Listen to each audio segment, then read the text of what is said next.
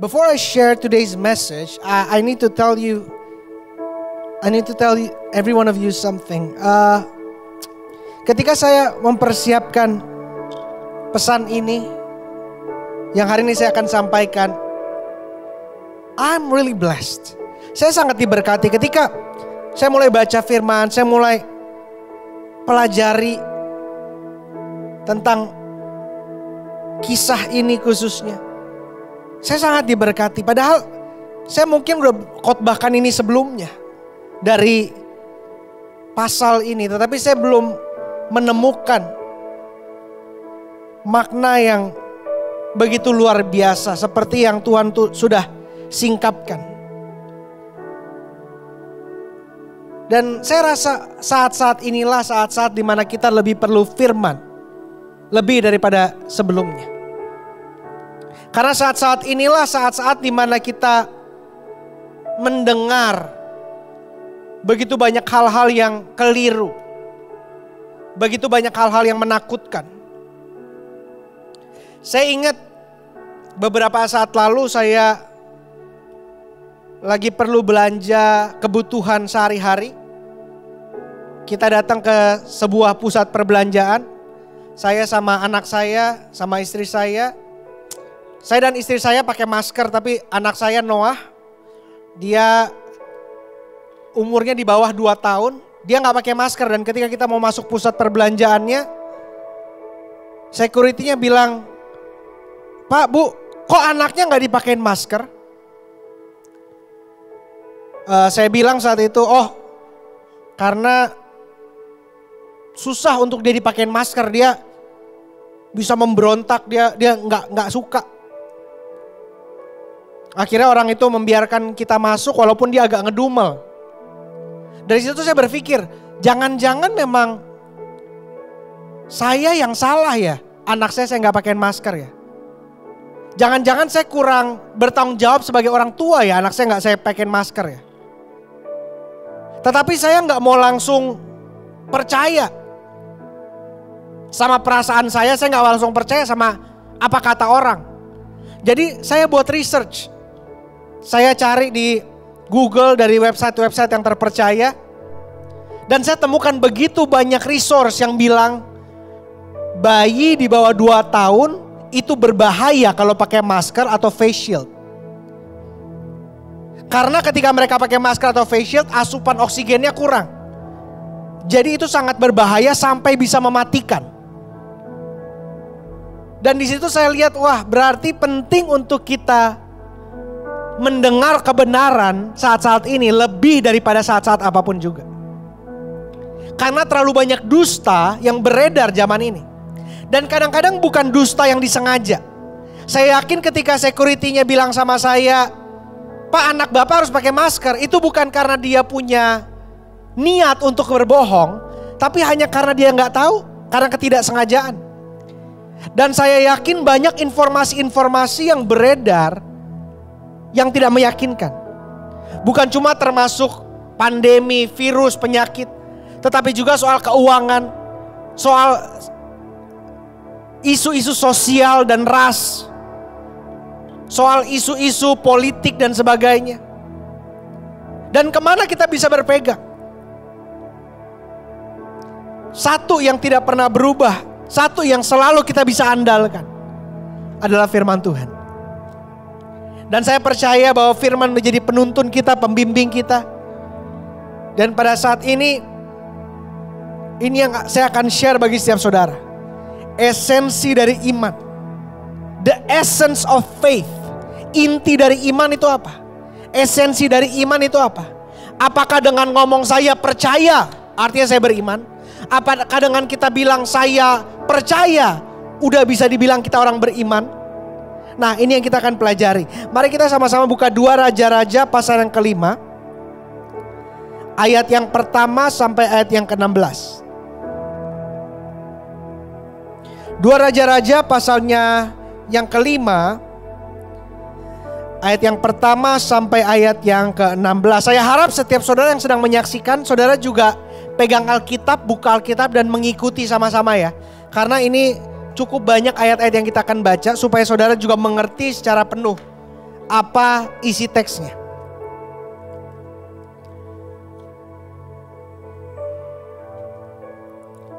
Dua Raja-Raja pasal 5 ayat yang pertama. Naaman, panglima Raja Aram, adalah seorang terpandang di hadapan tuannya dan sangat disayangi.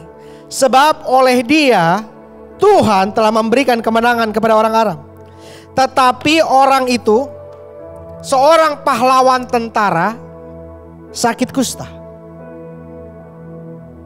Dan kalau misalnya saudara tahu, penyakit kusta adalah penyakit kulit yang menular dan mematikan. Jadi yang punya penyakit ini biasanya dijauhi. Bahkan yang biasanya punya penyakit ini dipandang rendah. Karena kadang-kadang dianggap karena dosa, karena kutuk, dianggap najis, dianggap kotor. Dan yang menarik adalah yang terkena penyakit kusta adalah Naaman, panglima Raja Aram. Saya mau bilang sama saudara, orang baik bisa sakit, orang jahat bisa sakit, orang miskin bisa sakit, orang kaya bisa sakit, orang biasa bisa sakit, orang hebat bisa sakit, karyawan bisa sakit, bos bisa sakit, semua orang bisa sakit. Kita nggak ada yang terkecuali. Makanya corona ini saya pertama bilang, orang Kristen, pendeta bisa kena corona. Bahkan bisa mati karena corona. Karena jaminan kita bukan kematian badaniah, tapi jaminan kita tidak akan mati selama-lamanya karena ada kehidupan kekal yang tersedia. Itu jaminan kita. Justru kalau nggak mati-mati aneh.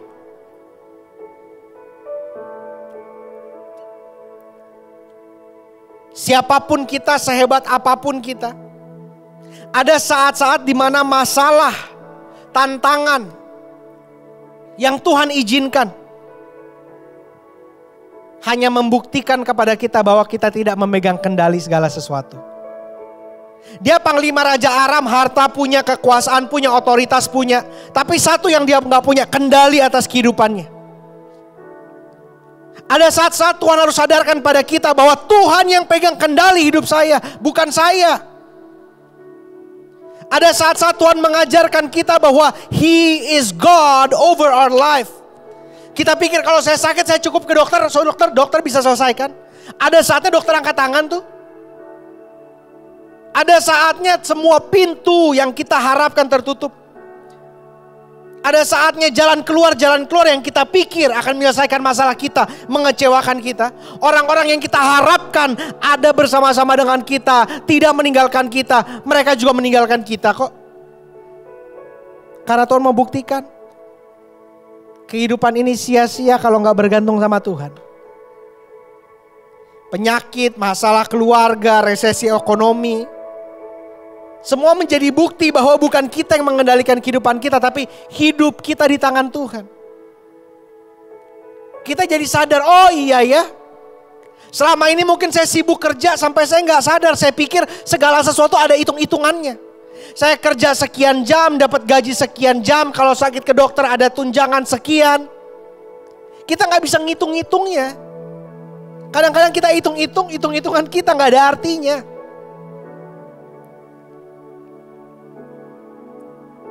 Kita diingatkan untuk berserah, mencari Tuhan. Seperti yang lagu tadi bilang, aku berserah.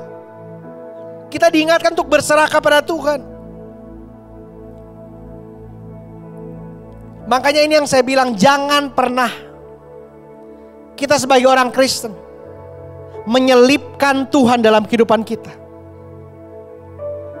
Banyak dari kita menyelipkan Tuhan dalam kehidupan kita. Oh, hari kita sibuk nih jam 7 pagi sampai jam 4 sore. Kita selipin Tuhan 5 menit buat doa, makan. 5 menit selipin buat baca Alkitab, 5 menit nyelipin Tuhan. Enggak. Tuhan bukan kita selipin, Tuhan adalah inti, pusat dan sentral dalam kehidupan kita. Segala sesuatu adalah tambahan, Tuhan adalah dasarnya. Tuhan adalah segala-galanya. Jangan kita pikir Tuhan kita selipin. Tapi Tuhan yang menjadi anchor, Tuhan yang menjadi dasar segala sesuatu. Makanya semuanya terpusat pada Kristus. Semuanya terpusat pada salib.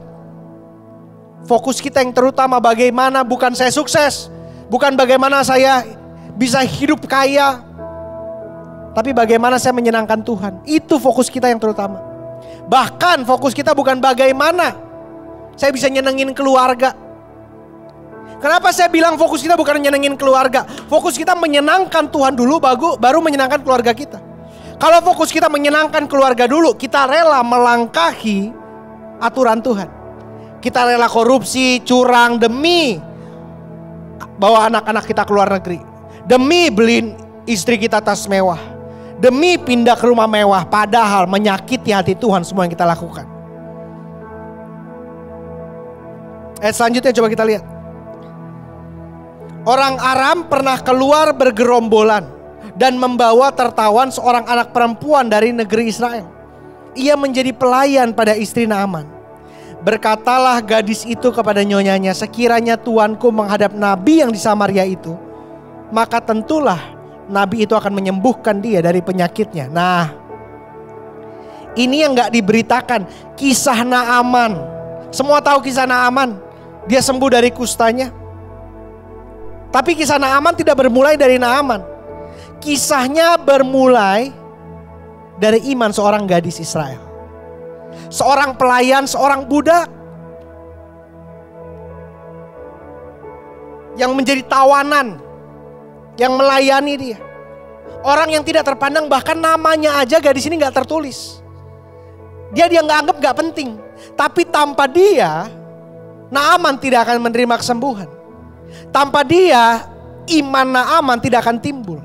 Nah, makanya ini, terkadang iman kita timbul karena iman orang lain. Maksud saya seperti ini, karena ada yang mendoakan kita, karena ada yang menegur kita, ada yang mengajar kita, karena ada yang mengajak kita ke gereja, ada yang mengirimi kita ayat.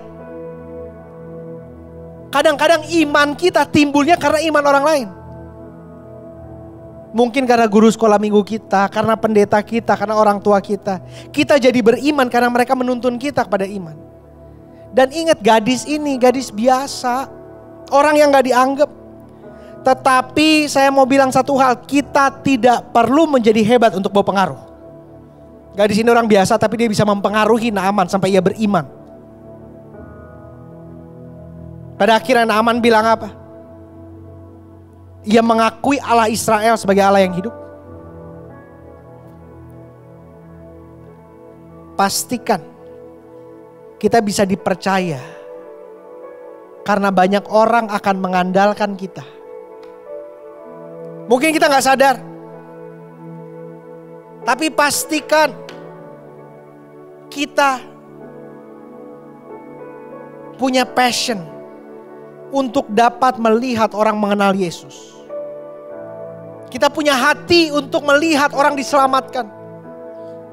Bukan cuma kita egosentris mikirin diri kita sendiri, keluarga kita sendiri, keselamatan kita sendiri, tapi kita mikirin keselamatan orang. Coba kita lihat ayat selanjutnya. Ayat yang keempat sampai ayat yang ketujuh.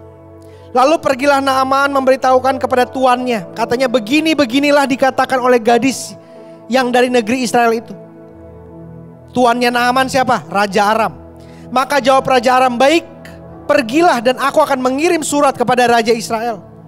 Lalu pergilah Naaman dan membawa sebagai persembahan 10 talenta perak dan 6.000 shikal emas dan 10 potong pakaian. Ia menyampaikan surat itu kepada Raja Israel yang berbunyi, sesampainya surat ini kepadamu, maklumlah kiranya bahwa aku menyuruh kepadamu Naaman, pegawaiku, supaya engkau menyembuhkan dia dari penyakit kustanya. Ayat yang ketujuh. Segera sesudah Raja Israel membaca surat itu, dikoyakanlah pakaiannya serta berkata, Allahkah aku ini yang dapat mematikan dan menghidupkan, sehingga orang ini mengirim pesan kepadaku supaya ku sembuhkan seorang dari penyakit kustanya. Tetapi sesungguhnya perhatikanlah dan lihatlah, ia mencari gara-gara terhadap aku.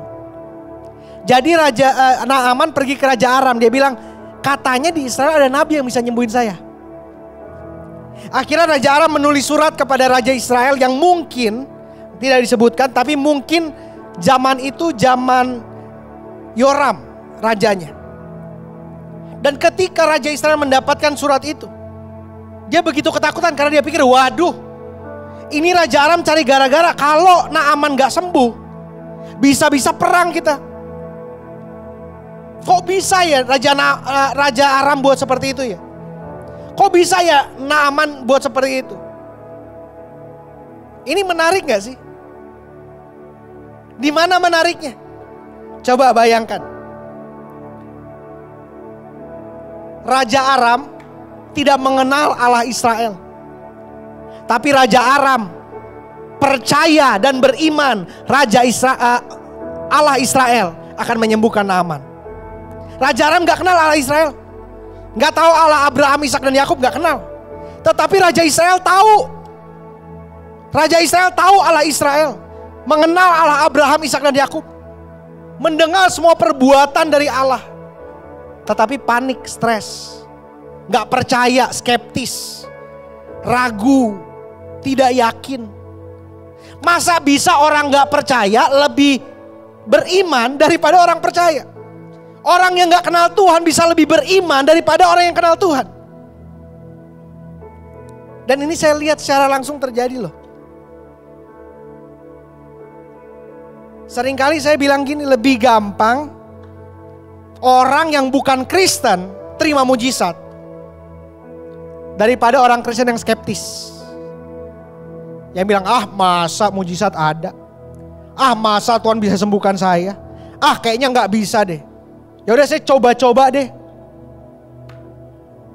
Tapi kalau orang dari agama lain yang bukan Kristen, sering sekali saya melihat disembuhkan. Karena mereka beriman. Saya dengar Allahnya orang Kristen sanggup menyembuhkan. Saya dengar Allahnya orang Kristen berkuasa. Tetapi kalau orang Kristen sendiri, dia dengar kesaksian, dia bilang apa? Ah paling settingan, ah paling dibayar, ah paling bohongan, paling itu perasaan. Jangan sampai lebih beriman orang yang tidak mengenal Tuhan daripada orang yang mengenal Tuhan. Kenapa seperti itu? Kita gampang buat alasan-alasan. Kita gampang comot-comot firman Tuhan dan berkata, oh dari ayat ini kita comot, ayat ini kita comot, ayat ini kita comot. Oh akhirnya Yesus sebenarnya udah gak buat mujizat lagi. Kesembuhan udah gak ada. Mujizat itu palsu. Nah itu kan bukan Injil sebenarnya. Mana ada orang yang baca Alkitab dengan yakin, dengan teguh, dengan tekun. Tanpa diajar siapapun dia baca Alkitab. Akhir-akhirnya dia bilang, oh dari Alkitab yang saya baca, Yesus udah gak menyembuhkan. Mujizat udah gak ada. Gak ada. Orang bisa percaya seperti itu karena didikte, karena diajar, karena dicuci otaknya. Pastikan ketika kita baca firman, kita bertanggung jawab. Bukannya doktrin atau teologi kita harus cocok sama firman Tuhan. Bukannya kita harus mencocokkan, oh doktrin saya gini, Alkitab pokoknya harus masuk dalam doktrin saya. Enggak. Alkitab yang mengubah kita. Alkitab yang mendikte doktrin kita, bukan doktrin yang mendikte Alkitab kita. Maka itu penting. Bukan doktrin yang mendikte Alkitab kita, tapi Alkitab kita yang mendikte doktrin kita. Coba lihat ayat selanjutnya, yang ke-8. Segera sesudah dengar Elisa abdi Allah itu bahwa Raja Israel mengoyakkan pakaiannya, dikirimnya pesan kepada Raja, Elisa santai. Dia bilang, mengapa engkau mengoyakkan pakaianmu? Biarlah ia datang kepadaku supaya ia tahu bahwa ada nabi di Israel. Tuhan kita yang hidup dibuktikan kepada orang melalui kehidupan kita, melalui perkataan kita, melalui perbuatan kita dan kelakuan kita. Kita harus membuktikan Tuhan kita hidup dari respons kita menghadapi masalah. Respons kita menghadapi tantangan. Respons kita menghadapi badai, kehilangan dan sebagainya. Kita harus buktikan Tuhan kita nyata. Makanya jangan sampai saudara jadi seperti orang-orang yang imannya diumpetin. Di rumah pakai kalung salib, kalau keluar kalung salibnya taruh dalam. Malu kalau ketahuan orang, malu kalau kelihatan orang. Iman itu pribadi, saya gak usah umbar-umbar, saya gak usah bilang-bilang, saya gak usah ngomong-ngomong. Orang gak perlu tahu agama saya apa. Itu bukan kekristenan. Kekristenan itu semua harus tahu siapa yang saya sembah. Dari kehidupan saya, dari perkataan saya. Orang lihat hidup saya harus tahu, pasti dia pengikut Yesus. Orang lihat kehidupan kita harus tahu, pasti Tuhan dia adalah Allah yang hidup. Karena ada perbedaan dalam kehidupan kita dan hidup orang yang gak mengenal Tuhan.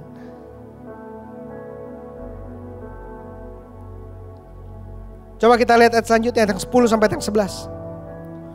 Elisa menyuruh seorang suruhan kepadanya mengatakan, pergilah, mandi 7 kali dalam sungai Yordan, maka tubuhmu akan pulih kembali, sehingga engkau menjadi tahir.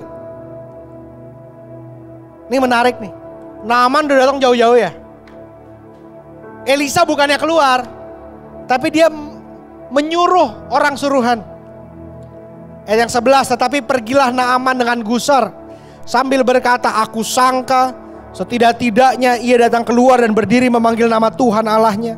Menggerak-gerakkan tangannya di atas tempat penyakit itu, dan dengan demikian menyembuhkan penyakit kustaku. Yang pertama yang kita andalkan bukan hamba Tuhan, bukan media. Media itu artinya apa? Minyak urapan, media. Kain, media. Doa pendeta, media. Kita bukan andalkan itu, kita andalkan firman Tuhan. Yang menentukan hidup kita bukan didoakan pendeta, tapi respon kita terhadap firman Tuhan. Bukan sesuai pendeta, tapi sesuai respon kita terhadap firman Tuhan. Itu yang menentukan kehidupan kita. Makanya lihat, Naaman ini kecewa. Karena cara Tuhan buat mujizat berbeda dengan yang dia pikir dan yang inginkan. Saya mau bilang satu sama saudara, jangan mengatur Tuhan, biarkan Tuhan mengatur kita. Naaman mau coba ngatur-ngatur Tuhan. Kan mestinya ya, nabinya keluar, gerak-gerakin tangan, ya saya sembuh. Kok malah saya disuruh PR banget, nyelup di kolam, udah kolamnya kotor.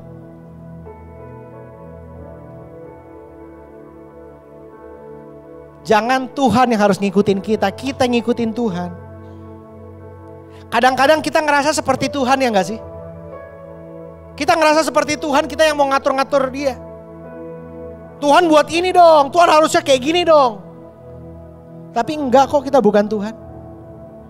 Kita bukan Tuhan artinya dia tahu yang terbaik, kita gak tahu yang terbaik. Kita pikir kita tahu yang terbaik, tapi kita gak tahu. Hanya Tuhan yang tahu yang terbaik.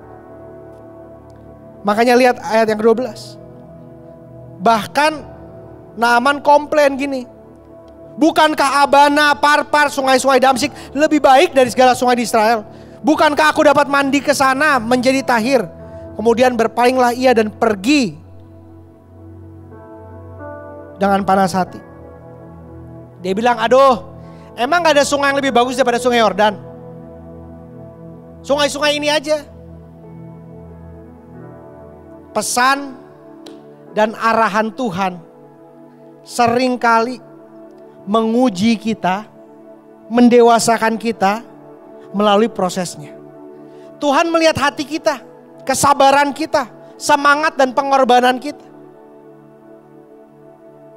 Makanya kita dapat lihat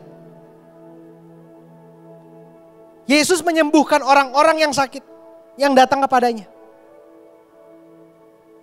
Jarang, hampir tidak ada yang saya temui Yesus nyamperin seseorang untuk doakan dia. Kecuali anaknya Yairus. Dan mungkin beberapa lain. Tapi jarang sekali. Biasanya Yesus ada di mana, orang-orang datang kepadanya. Dan banyak dari kita, doanya kan sama. Tuhan sembuhkan saya. Tuhan suruh kita bertobat. Aduh gak enak, aduh gak nyaman, aduh capek. Baca Alkitab, berdoa setiap hari. Aduh lupa, aduh bolong, aduh sibuk. Kalau kita gak diuji, kita menjadi cengeng, kita menjadi kekanak-kanakan, kita gak akan bertumbuh. Justru lewat prosesnya, dia membentuk kita. Karena tujuan dari mujizat tidak pernah untuk menyembuhkan orang. Bukan cuma untuk menyembuhkan tubuhnya, tapi menyembuhkan rohnya. Menyembuhkan jiwanya itu tujuan utamanya. Pertobatan tujuan utama dari mujizat. Karena itu perlu ada pengorbanan. Makanya biasanya saya selalu bilang gini. Mujizat itu gratis dan bayar. Artinya apa mujizat gratis dan bayar? Yang pertama, kenapa mujizat gratis? Karena Yesus sudah bayar di atas kayu salib. Gratis mujizat. Tapi yang kedua bayar. Artinya apa? Walaupun gratis tapi bayar. Bayarnya dengan apa? Dengan kita melayani Dia. Dengan kita mengikuti Yesus. Dengan kita meninggalkan kedagingan. Dengan kita menyangkal diri memikul salib. Dengan kita mengampuni. Dengan kita mulai pelayanan. Dari situ kita bayar. Ada pertobatan, ada perubahan dari kehidupan kita. Itu kita bayar harga. Tapi mujizatnya gratis. Udah tersedia kok di atas kayu salib. Coba lihat ayat yang ke-13. Tetapi pegawai-pegawainya datang mendekat serta berkata kepada Bapak, seandainya Nabi itu menyuruh perkara yang sukar kepadamu, bukankah Bapak akan melakukannya? Apalagi sekarang. Ia hanya berkata padamu, mandilah dan engkau akan menjadi tahir. Nah ini nih penting. Untuk kita dapat menerima mujizat, untuk kita dapat mencapai kedewasaan iman, yang penting juga ada orang-orang sekitar kita yang rohani, yang positif, yang membangun iman kita. Kalau nggak ada pegawai-pegawainya Naaman yang menyadarkan dia, udah dia kehilangan mujizatnya. Tapi untung orangnya masih mau dengar. Orangnya nggak keras kepala. Pegawai-pegawainya bilang gini, coba kalau nabinya nyuruh yang lebih susah, pasti dilakuin. Cuma kenapa Naaman gak lakuin? Gara-gara gengsi. Lah saya kan panglima. Saya jauh-jauh mau ketemu nabinya, kok cuma dibawa orang suruhannya aja. Udah gitu disuruh celup di kolam yang kotor lagi. Jangan hanya karena perasaan kita, karena kita arogan, karena kita sombong, kita kehilangan apa yang Tuhan sudah sediakan bagi kita. Pastikan kalau kita mau menerima mujizat Tuhan, kita sikapnya rendah hati. Kita menjadi siap berkorban. Bukan kita petantang petenteng. Tuhan gak perlu kita kok. Kita yang perlu Tuhan. Jangan nganggap Tuhan bisa dibeli.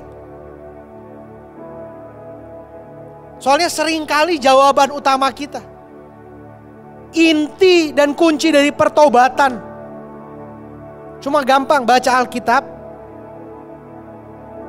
berdoa, dan melakukan firman. Cuma itu. Tapi banyak orang malas gara-gara terlalu simpel. Kalau misalnya agak ribet, kalau agak mistis, biasanya orang mau. Seringkali kalau saya doain orang yang penyakitnya agak parah, saya pasti bilang demikian, baca Alkitab, berdoa, pujian penyembahan, bertobat, lakukan firman, mengampuni. Tapi kan itu terlalu simpel buat banyak orang. Zaman sekarang orang tuh suka yang ribet. Kalau dibilang baca Alkitab, berdoa, orang pikir simpel banget, sederhana banget, kayaknya nggak bakal deh. Tapi kalau saya bilang, Pak, jam 11 lewat 11 siang, ambil daun kelor Pak, celup minyak urapan di depan pintu yang kena matahari. Bapak goyang-goyangkan di atas kepala 7 kali. Pasti dilakuin gara-gara ribet. Makanya kekristenan itu agama yang paling simpel. Kita gak bawa sesajen, kita gak perlu siapin apa-apa. Kita berdoa gak perlu ke tempat khusus, di mana aja bisa berdoa. Gak perlu ada pakaian khusus. Bahkan saya mau bilang, saudara gak perlu ke Israel untuk diselamatkan. Gak perlu ke Israel untuk dekat sama Tuhan. Kita agama yang paling simpel. Cuma gara-gara begitu simpel, begitu sederhana, apalagi orang Indonesia, kita jadi ngelihat rendah. Ya cuma gitu doang. Masa cuma gara-gara berdoa baca Alkitab bisa sembuh? Justru tanpa itu kita gak bisa menerima apa-apa dari Tuhan. Ketika saya bertobat bukan gara-gara didoain pendeta. Saya bertobat bukan gara-gara mimpi ada api dari langit. Saya bertobat bukan gara-gara tiba-tiba ada visi kunang-kunang atau apapun itu. Saya bertobat cuma gara-gara satu, saya mulai baca Alkitab. Dari mulai baca Alkitab saya bertobat, saya berubah dalam kehidupan saya.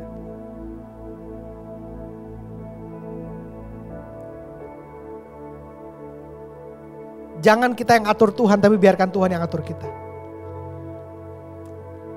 Coba lihat ayat ke-14. Maka turunlah ia membenamkan dirinya 7 kali dalam sungai Yordan, sesuai dengan perkataan abdi Allah itu. Lalu pulihlah tubuhnya kembali seperti tubuh seorang anak dan ia menjadi tahir. Nah ini yang saya bilang, firman Tuhan selalu bisa diandalkan. Tuhan bisa pakai media apapun. Ada orang-orang yang saya lihat disembuhkan ketika mereka didoakan. Ada yang saya lihat orang-orang disembuhkan ketika mereka mulai bertobat. Ada yang saya lihat orang disembuhkan ketika mereka mulai mengampuni. Ada yang saya lihat orang disembuhkan ketika ia mulai menginjil kepada saudaranya, kepada keluarganya. Medianya bisa apapun. Tapi yang penting kepekaan kita terhadap firman Tuhan. Mujizat Tuhan satu lagi nih yang penting. Bukan dinyatakan sesuai dengan keinginan kita, tapi sesuai dengan keperluan kita. Tuhan tahu yang terbaik dan Tuhan sanggup melakukan segala-galanya.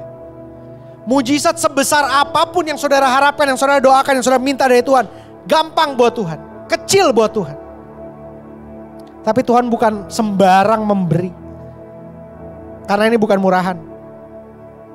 Tuhan gak sembarang memberi semau kita. Tapi Tuhan memberi sesuai dengan keperluan kita. Keperluan kita untuk memuliakan nama Tuhan. Kadang-kadang kita lihat, oh saya perlu ini, saya perlu ini. Enggak, kita gak perlu.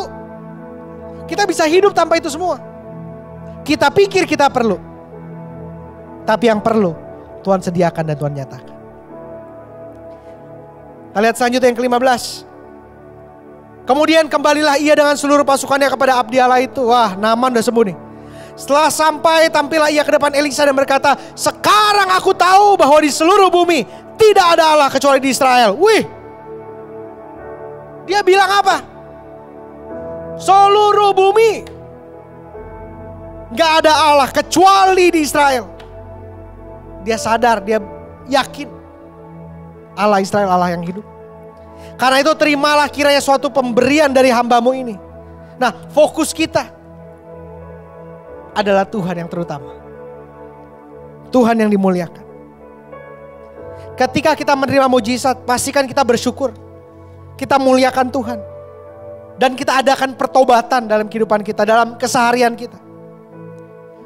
Mujizat, kesembuhan dari Tuhan bisa hilang gak?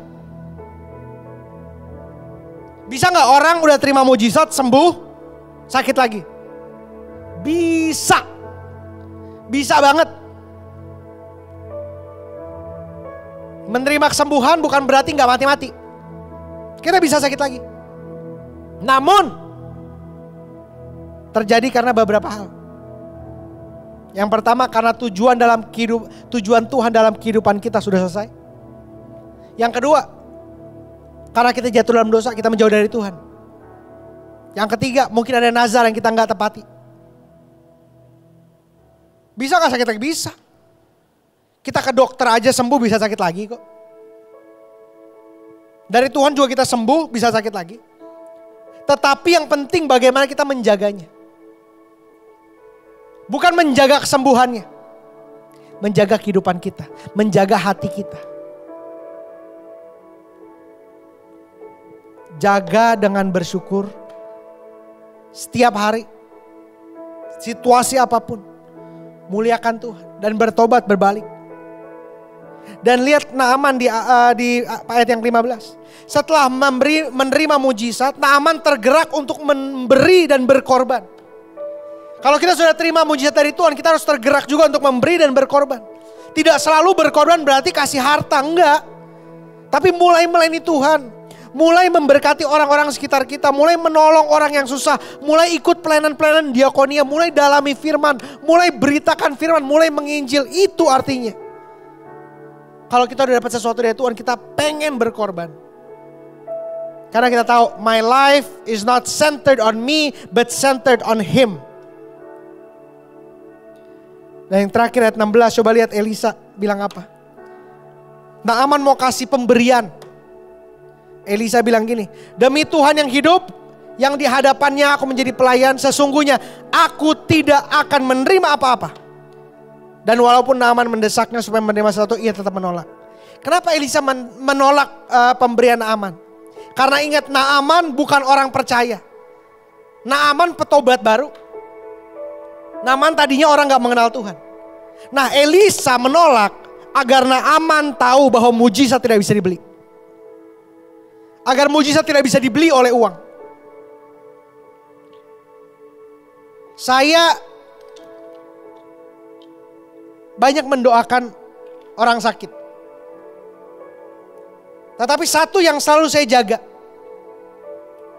adalah integritas. Saya nggak pernah doakan orang demi uang.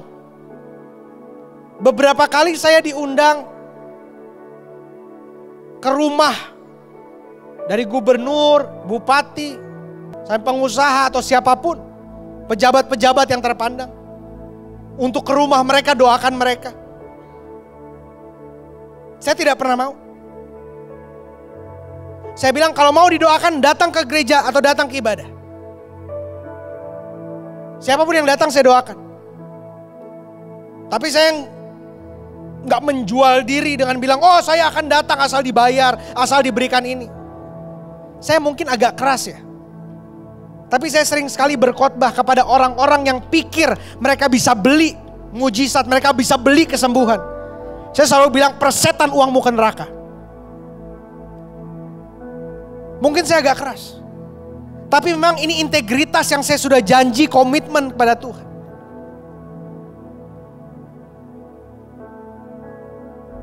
Karena segala sesuatu bukan datang dari saya, semua datang dari Tuhan. Saya nggak bayar kepada Tuhan kok. Saya serahkan hidup saya buat Tuhan. Segala sesuatu pada Tuhan.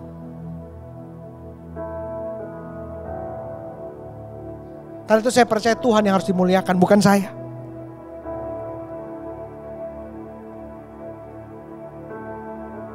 Dan kenapa Elisa menolak pemberian Naaman? Karena Elisa mau nyatakan kepada Naaman bahwa yang Tuhan inginkan lebih daripada harta kita adalah hati kita. Tuhan gak perlu harta kita. Surga tuh begitu kaya. Tapi kenapa kita beri perpuluhan? Kenapa kita korbankan harta kita? Karena kalau hati kita mengasihi Tuhan, mustahil kita gak memberi harta kita. Mustahil kita gak berkorban. Sama aja engkau bilang engkau mengasihi istrimu, mengasihi suamimu, tapi engkau pelit. Gak pernah memberikan hadiah, gak pernah memberikan sesuatu yang dia mau untuk menyenangkan hatinya. Kita memberi bukan untuk menyenangkan Tuhan.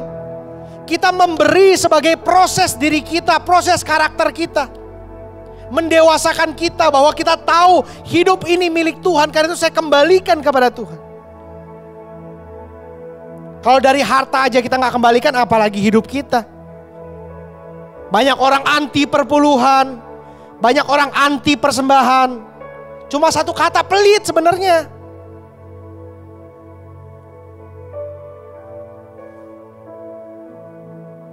Yang Tuhan inginkan lebih daripada harta kita tuh hati kita. Makanya Elisa bilang ketika Naaman mau memberi, dia bilang no. Tuhan mau hatimu. Karena berbeda dengan dewa-dewa yang biasa disembah oleh Naaman. Yang penting sesajen, yang penting pemberian, yang penting harta. Elia bilang beda. Begitu juga saya percaya. Pastikan kita introspeksi diri.